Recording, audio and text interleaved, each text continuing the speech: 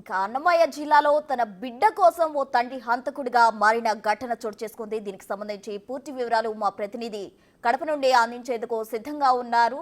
మధు, చెప్పండి. అయితే ఈ ఘటనకు సంబంధించి పోలీసులు అతనిపై సుమోటోగా కేసు నమోదు చేస్తామంటున్నారు. అయితే తానే స్వయంగా వచ్చి లొంగిపోతా అంటున్నాడు కువైట్ ప్రసాద్. దీనికి సంబంధించిన అప్డేట్స్ ఏంటి? ప్రస్తుత అన్నమయ్య జిల్లా ఓబులవారిపల్లి కొత్త మంగంపేటలో గత శనివారం రోజు ఒక దారుణమైన సంఘటన చోటు చేసుకుంది. అయితే ఈ సంఘటన గల కారణము ఓబులవారిపల్లి పోలీసులే అనేది ప్రత్యక్షంగా ఎవరైతే నిందితుడు ఉన్నాడో ప్రసాద్ అనే వ్యక్తి స్వయంగా తన సోషల్ మీడియా వేదికగా ఒక వీడియో రిలీజ్ చేశారు. అయితే ఈ హత్య జరగడానికి కారణం గల అసలు తన కూతురి పట్ల తాత వరుస అయ్యే ఆంజనేయులు అనే వ్యక్తి దాదాపు 50 సంవత్సరాలు పైబడి ఉంటాయి. ఇతను తన కూతురు పట్ల అసభ్యకరంగా అత్యాచారం చేసే ప్రయత్నం చేశారు. ఆ అమ్మాయిని ఏదో చాలా దారుణంగా హింసించాడు అనే కోణంలో ఆ అమ్మాయి ఎవరైతే బాధిత అమ్మాయి ఉందో ఆ అమ్మాయి తన తల్లికి ఫోన్ ద్వారా సమాచారం అందించడంతో ఒక్కసారిగా ఈ ప్రసాద్ కావచ్చు, ప్రసాద్ భార్య కావచ్చు, ఒక్కసారిగా చాలా దారుణంగా రియాక్ట్ అయ్యారు. అసలు నా కూతురికి ఈ విధంగా జరుగుతుంటే తన భార్య సోదరి ఎవరైతే ఉందో చెల్లెల దగ్గర వదిలిపోయారో ఆ చెల్లెలకు ఫోన్ చేసి అడగడంతో వాళ్ళు కూడా సరిగా స్పందించకపోవడంతో హుటాహుటిన ఎవరైతే బాధిత బాలిక ఉందో ఆ బాలిక తల్లి హుటాహుటిన కోవిడ్ దేశం నుంచి ఇండియాకు రావడం జరిగింది. ఇండియాకు వచ్చిన తర్వాత ఓబులవారిపల్లి పోలీసులను సంప్రదించడం జరిగింది. పోలీసులను సంప్రదించిన పిమ్మట కూడా పోలీసులు ఎటువంటి రియాక్షన్ కాకపోవడంతో ఒక్కసారిగా బాధకులు గురికి లోనయ్యారు. ఆ బాధకు లోనయ్యి నా కూతురికి ఇంత అన్యాయం జరిగినప్పటికీ పోలీసులే స్పందించకపోతే మేము ఎవరికి చెప్పుకోవాలా, మా బాధను ఎవరితో పంచుకోవాలనే ఉద్దేశంతో తన భర్తకి ఫోన్ చేసి ప్రసాద్ అనే వ్యక్తికి ఫోన్ చేయడంతో ప్రసాద్ తీవ్ర ఆవేదనకి గురయ్యి కోవిడ్ నుంచి కడప అన్నమయ్య జిల్లా ఓబులవారిపల్లికి చేరుకున్నాడు. ఓబులవారిపల్లికి చేరుకున్న అనంతరం తను కూడా మరోసారి ప్రసాద్ ఎవరైతే హత్య చేశాడో ఆ నిందితుడు ఎవరైతే ప్రసాద్ ఉన్నారో అతను కూడా వెళ్లి ఓబులవారిపల్లి పోలీస్ స్టేషన్ లో పోలీసులను అయితే సంప్రదించారు. నా కూతురు పట్ల ఇంత అసభ్యకరంగా ప్రవర్తిస్తున్న ఆంజనేయులపై కఠిన చర్యలు తీసుకోవాలి, అలాగే తనను ఘోరాతి ఘోరంగా శిక్షించాలి, ఇలా ఎవరికి జరగకూడదు అనే ఉద్దేశంతో ప్రసాద్ ఏదైతే ఓబులవారిపల్లి పోలీస్ స్టేషన్ ఉందో పోలీసులకు అయితే సమాచారం ఇవ్వడంతో జస్ట్ ఊరికే ప్రసాద్ చెప్పిన మాటలను విని కంప్లైంట్ ఫిర్యాదు కూడా తీసుకోలేదు పోలీసులు.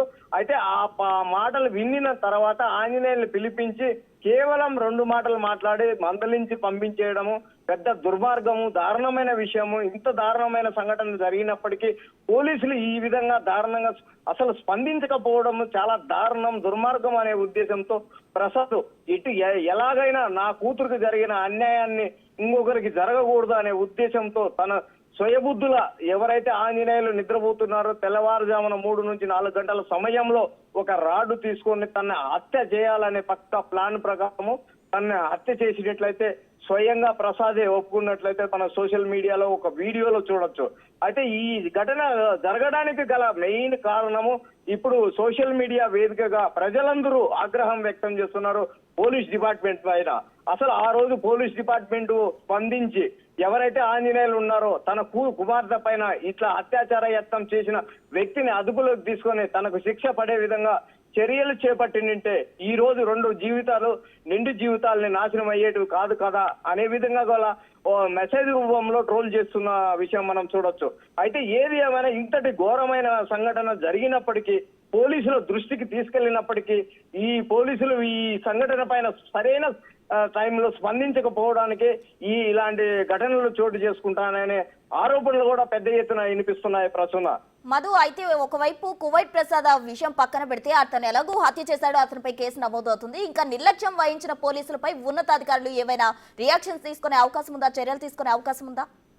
ఎస్ ప్రసన్న, ఎక్స్క్లూజివ్ గా బిగ్ టీవీలో పదే ఈ కోవిడ్ ప్రసాద్ హత్య విషయాన్ని పదే ప్రచురణ చేయడంతో అయితే అన్నమయ్య జిల్లా పోలీసు ఉన్నతాధికారులు ఇప్పటికే సీరియస్ గా పరిగణనలోకి తీసుకున్నారు. అయితే ఎవరైతే ఓబులవారిపల్లి పోలీస్ స్టేషన్ లో పనిచేస్తున్న ఎస్ఐ ఉన్నారో అక్కడ పనిచేస్తున్న సిబ్బందిపై కావచ్చు, ఎస్ఐ పై కావచ్చు చర్యలు తీసుకునే అవకాశం ఎక్కువగా కనిపిస్తుంది. అయితే ఇప్పటికే కన్సల్ రాజపేటకు సంబంధించిన డిఎస్పీ అక్కడ సంఘటన స్థలానికి చేరుకున్నాడు. అక్కడ ఏం జరిగింది అసలు మన పోలీస్ స్టేషన్ చేరుకొని పోలీస్ స్టేషన్ లో ఎస్ఐని విచారిస్తున్నట్లయితే తెలుస్తుంది. అయితే అసలు ఆ రోజు నిజంగానే కంప్లైంట్ ఇచ్చారా? కంప్లైంట్ ఇచ్చినప్పటికీ ఈ ఎస్ఐ ఎవరైతే మహేష్ నాయుడు ఉన్నారో ఆ ఎస్ఐ ఈ ఫిర్యాదు ఎందుకు తీసుకోలేదు? అసలు వాళ్ళని ఈ ఫిర్యాదు చేసినప్పటికీ ఎందుకు కేసు నమోదు చేయలేదు అనే కోణంలో అయితే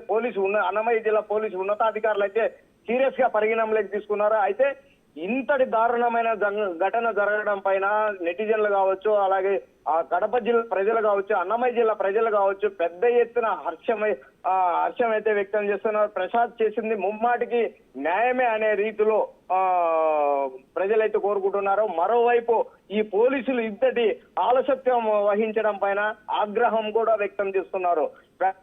బడుగు బలహీన వర్గాలకు సంబంధించి కావచ్చు, ప్రజలకు కావచ్చు, ఏదైనా సమస్య వస్తే 24/7 పోలీస్ స్టేషన్ అనే ఒక పోలీస్ స్టేషన్ కి వెళ్లి తన ఆవేదనను వ్యక్తం చేసుకొని తనకు న్యాయం చేసే విధంగా పోలీస్ స్టేషన్లు అయితే ఉన్నాయి. అలాంటి పోలీస్ స్టేషన్లలోనే ప్రసాద్ అనే వ్యక్తికి న్యాయం జరగకపోవడంతోనే ఇలాంటి హత్య జరిగిందని చెప్పి ప్రజలు కూడా వాపోతున్నట్లయితే తెలుస్తుంది ప్రసూన. మధు, అయితే ప్రసాద్ రిలీజ్ చేసిన వీడియోలో చూసినట్లయితే తన భార్యకు కానీ తన భార్య బంధువులకు కానీ తన బంధువులకు కానీ ఎటువంటి సంబంధం లేదు, నేను మాత్రమే హత్య చేశాను అంటున్నారు. అసలు ఇందులో తన భార్య ఇన్వాల్వ్మెంట్ కూడా ఏమైనా ఉందా? అక్కడ ఏమైనా అప్డేట్ అందిందా దానికి సంబంధించి? ఎస్ ప్రసూన, అయితే ఎప్పుడైతే ఈ అమ్మాయి 12 సంవత్సరాల బాధిత బాలిక ఎవరైతే ఉన్నారో ఆ బాలిక ఇంత జరిగినప్పటికీ వాళ్ళ కుటుంబ సభ్యులు అయితే బాలికగా తల్లిదండ్రుల కుటుంబ సభ్యులు ఎవరూ పట్టించుకోలేదు.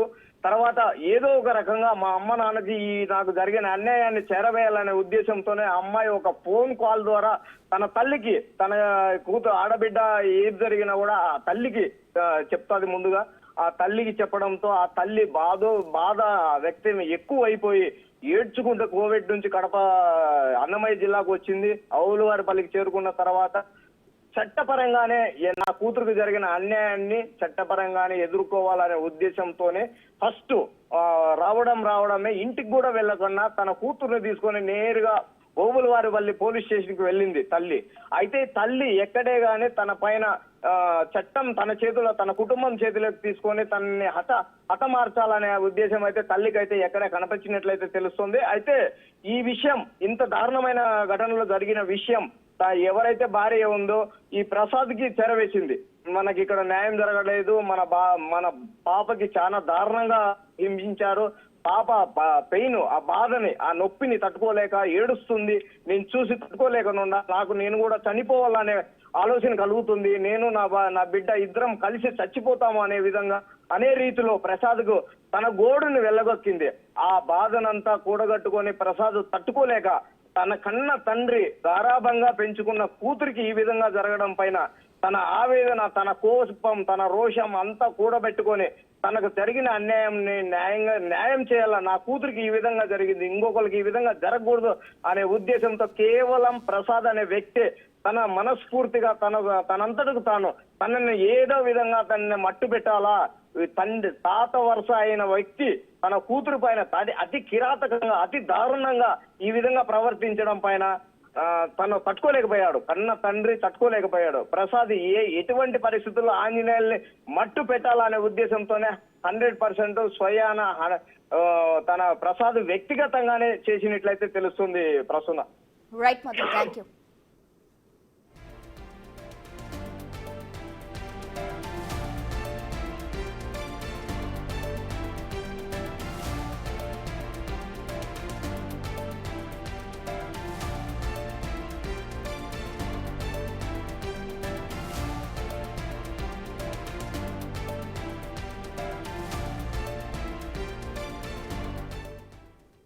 తమకు అన్యాయం జరిగిందంటూ ఎవరైనా పోలీసులను ఆశ్రయిస్తే సకాలంలో స్పందించాలి, లేదా బాధితులు తీసుకునే నిర్ణయాలు అంతకన్నా కఠినంగా ఉంటాయి.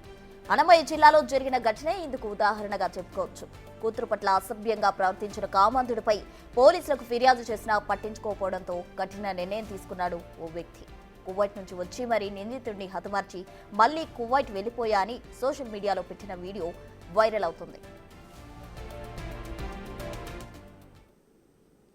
కంప్లైంట్ ఇచ్చే వాళ్ళు వాళ్ళ దగ్గర డబ్బులు తీసుకొని వాళ్ళని వదిలేసి వాళ్ళు ఆ బాధలు చేశారు, పోలీసు వాళ్ళు ఈ బాధలు చేశారు.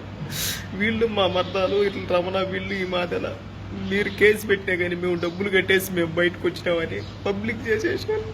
ఏం చేయాలి? ఏ తండ్రి గబ్బునుంటాడు? ఇట్లా జరిగిన తర్వాత నాకు బతకాలని లేదు. అసలు నాకేదన్నా అయిందంటే నా భార్య నాతో పాటు చనిపోతుంది. ఇంతమందికి చావులకు కారణం ఎవరు?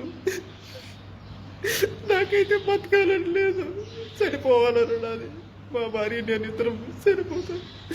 ఇంతమంది చావులకు కారణం మీరు ఖచ్చితంగా మీరు మాట్లాడండి. ప్రతి ఒక్క రాజకీయ నాయకులు సోషల్ మీడియా దీని గురించి ఖచ్చితంగా వీడియో చేసి ఖచ్చితంగా మాట్లాడండి. ఈ మాదలు చేసిన డాడీ ఆయన నా కూతురు చెప్తే ఏ తండ్రికి అప్పుడు ఉంటాడు. చట్టపరంగా పోవాలని పోలీసు వాళ్ళకి కంప్లైంట్ ఇచ్చే వాళ్ళు వాళ్ళ దగ్గర డబ్బులు తీసుకొని వాళ్ళని వదిలేసి వాళ్ళు ఆ బాధలు చేశారు. పోలీసు వాళ్ళు ఈ బాధలు చేశారు.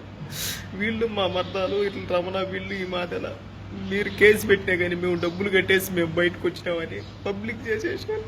ఏం చేయాలి? ఏ తండ్రి గబ్బునుంటాడు? ఇట్లా జరిగిన తర్వాత నాకు బతకాలని లేదు. అసలు నాకేదన్నా అయిందంటే నా భార్య నాతో పాటు చనిపోతుంది. ఇంతమందికి చావులకు కారణం ఎవరు? నాకైతే బతకాలని లేదు, చనిపోవాలని నాది. మా భార్య నేను ఇద్దరం చనిపోతాం. ఇంతమంది చావులకు కారణం మీరు ఖచ్చితంగా మీరు మాట్లాడండి. ప్రతి ఒక్క రాజకీయ నాయకులు సోషల్ మీడియా దీని గురించి ఖచ్చితంగా వీడియో చేసి ఖచ్చితంగా మాట్లాడండి. ఈ మాదలు చేసిన డాడీ ఆయన నా కూతురు చెప్తే ఏ తండ్రికి అప్పుడు ఉంటాడు. చట్టపరంగా పోవాలని పోలీసు వాళ్ళకి కంప్లైంట్ ఇచ్చే వాళ్ళు వాళ్ళ దగ్గర డబ్బులు తీసుకొని వాళ్ళని వదిలేసి వాళ్ళు ఆ బాధలు చేశారు. పోలీసు వాళ్ళు ఈ బాధలు చేశారు. వీళ్ళు మా మర్దాలు ఇట్లా రమణ వీళ్ళు ఈ మాటల మీరు కేసు పెట్టినా కానీ మేము డబ్బులు కట్టేసి మేము బయటకు వచ్చినామని పబ్లిక్ చేసేసారు. ఏం చేయాలి? ఏ తండ్రి గబ్బునుంటాడు? ఇట్లా జరిగిన తర్వాత నాకు బతకాలని లేదు. అసలు నాకేదన్నా అయిందంటే నా భార్య నాతో పాటు చనిపోతుంది. ఇంతమందికి చావులకు కారణం ఎవరు? నాకైతే బతకాలని లేదు, చనిపోవాలని నాది. మా భార్య నేను ఇద్దరం చనిపోతాం. ఇంతమంది చావులకు కారణం మీరు ఖచ్చితంగా మీరు మాట్లాడండి. ప్రతి ఒక్క రాజకీయ నాయకులు సోషల్ మీడియా దీని గురించి ఖచ్చితంగా వీడియో చేసి ఖచ్చితంగా మాట్లాడండి. ఈ మాదలు చేసిన డాడీ ఆయన నా కూతురు చెప్తే ఏ తండ్రికి అప్పుడు ఉంటాడు. చట్టపరంగా పోవాలని పోలీసు వాళ్ళకి కంప్లైంట్ ఇచ్చే వాళ్ళు వాళ్ళ దగ్గర డబ్బులు తీసుకొని వాళ్ళని వదిలేసి వాళ్ళు ఆ బాధలు చేశారు. పోలీసు వాళ్ళు ఈ బాధలు చేశారు. వీళ్ళు మా మర్దాలు ఇట్లా రమణ వీళ్ళు ఈ మాటల మీరు కేసు పెట్టినా కానీ మేము డబ్బులు కట్టేసి మేము బయటకు వచ్చినామని పబ్లిక్ చేసేసారు. ఏం చేయాలి? ఏ తండ్రి గబ్బునుంటాడు? ఇట్లా జరిగిన తర్వాత నాకు బతకాలని లేదు. అసలు నేను ఇతన్ని చంపేదానికి కారణం ఏంటి? చంపేంత అంత పెద్ద తప్పు అతనేం చేసినాడు? ఒక రచ్చకు కానీ ఒక గొడవకు కానీ ఇంకొకరిని ఒక మాట నేను అనేది కానీ, రచ్చలకు నేను దూరంగా ఉంటాను, గొడవలకైనా కానీ రచ్చలకైనా కానీ వీటన్నిటికీ దూరంగా ఉండే నేను ఇతన్ని అలా చేసే అంత నిర్ణయం నేను దేనికి తీసుకున్నానో అతనేం చేసినాడు. మాది అన్నమయ్య కడప జిల్లా ఓబులవారిపల్లి మండలము ఐలరాజపల్లి హరిజనవాడ గ్రామం మాది. ఓకే, నా కూతురు పుట్టింటాంచి 11 సంవత్సరాల నుంచి మా అత్తమామే చూసుకుంటా ఉంటారు. ఓకే, వాళ్ళ ప్రజెంట్ అయితే ఆర్థిక పరిస్థితి బాగలేక మా అత్త కోయేట్కి వస్తా మా కూతుర్ని వాళ్ళ చిన్న కూతురి దగ్గర, అంటే మా మరదల దగ్గర మా కూతురు బాధ్యత మా మరదలకైతే అప్పచెప్పేసి కోయేట్కి అయితే వచ్చింది. వాళ్ళు కొద్ది రోజులు బాగా. ఓకే, రోజు ఏం జరిగిందంటే మా కూతురు మంచంలో పనుకోవడానికి ఈ మనిషి ఏం చేశాడంటే, మా కూతురు నిద్రమత్తులో ఉంది కదా అని మా కూతురు బట్టలు తీసేసి బలాత్కారం చేసి నోరు మూసిపెట్టి బలాత్కారం చేసి ఇంకా చేసేదానికి ప్రయత్నించినాడు. ఒకవేళ అరిస్తే నోరు మూసిపెట్టి ఒకవేళ ఎంత పనైనా చేద్దాము చంపేసేదానికైనా కానీ, అంటే ఆ ఆలోచనతోనే బలాత్కారం చేసి చంపేసేదానికైతే ఈ మనిషి అయితే చూసినాడు. ముందుగానే నా కూతురు నిద్ర మత్తులో ఉంది, అందులో మళ్ళీ నోరు మూసిపెట్టేసినాడు, బట్టలు తీసేసినాడు. ఈ నోరు మూసిపెట్టే తలకి ఊపిరాడకుండా భయపడిపోయింది అనమాట. ఏం జరుగుతున్నదో ఏమో భయపడిపోయి ఒకపారిగా అరిసేసింది బుజ్జమ్మ అని. మా మరదలను అయితే అరిసేసింది.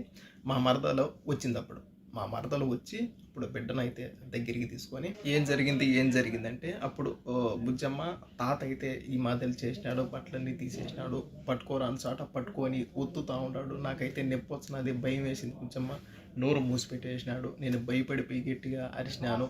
తరువాత మా మరదలైనా కానీ, మా మరదలు వాళ్ళ భర్త రమణ అయినా కానీ వీళ్ళిద్దరూ ఈ మనిషిని దేనికి ఈ మాదిరి చేసినావు పసిబిడ్డనని ఒక్క మాట అడగల. తరువాత నా బిడ్డను తాత ఈ మాదిరి అని చేసినాడు అని నువ్వు ఎక్కడ చెప్పగాక నా బిడ్డనైతే బెదిరించినారు.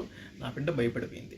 తర్వాత మా మరదలు మా భార్యకి ఫోన్ చేసి మా ఇంట్లో వసతి లేదు, నీ బిడ్డను చూసుకునేదానికి, నీ బిడ్డ నువ్వు తీసుకోబో అని ఎమర్జెన్సీగా చేసింది. మా ఇంట్లో గొడవలు గాన వసతి లేదు అనే తలికే సరే అని నా భార్యను ఇంటికి పంపించిన. బిడ్డను తీసుకురాపో, మన స్వాధీనంలో పెట్టుకున్నాం, మనం చూసుకున్నాము అని. ఓకే, పోయింది, తీసుకొని వచ్చింది. ఓకేనా అని నా బిడ్డను మంచిగా అడిగింది నా భార్య. అసలు ఏం జరిగింది, వాళ్ళు ఏమన్నా కొట్లాడుకున్నారా, ఇన్ని రోజులు బాగానే చూసుకుంటా ఉన్నారు కదా, సడన్గా దేనికి ఈ మాదిరి ఏంది, నేను ఎవరికి చెప్పండి, భయపడగాకు, అసలు ఏం జరిగింది, వాళ్ళ కాళ్ళకి ఏమన్నా రచ్చలా అని నా భార్య చిన్నగా అడగడం వల్ల నా కూతురు చెప్పేసింది. అమ్మ, నేను నిద్రమత్తులో ఉన్నాను, తాత బట్టలన్నీ తీసేసినాడు, ఇక్కడ పట్టుకొని చెస్ట్ దగ్గర ఉత్తినాడమ్మా, ఇంకా చెప్పరాని ప్లేస్లో పట్టుకొని గట్టిగా ఉత్తినాడమ్మా, అరుచానని ఇట్లా మూత పెట్టేసినాడు, చేతితో మూతేసినాడు, నాకు భయం వేసిందమ్మా, ఈ మాదిరి చేసినాను, తర్వాత బుజ్జమ్మకి చెప్పినాను అని అప్పుడు చెప్పింది నా కూతురు. ఇంకా తర్వాత నేను చట్టాన్ని గౌరవిస్తాను. ఓకే, మనము డైరెక్ట్గా ఇలా అని వెళ్ళకూడదు, వాళ్ళ పైకి రచ్చకెళ్ళకూడదు, మనము చట్టపరంగా వెళ్దాం. ఓకే, ఓబులవారిపల్లి పోలీస్ స్టేషన్లో ఈ మాదిరిలా జరిగిందని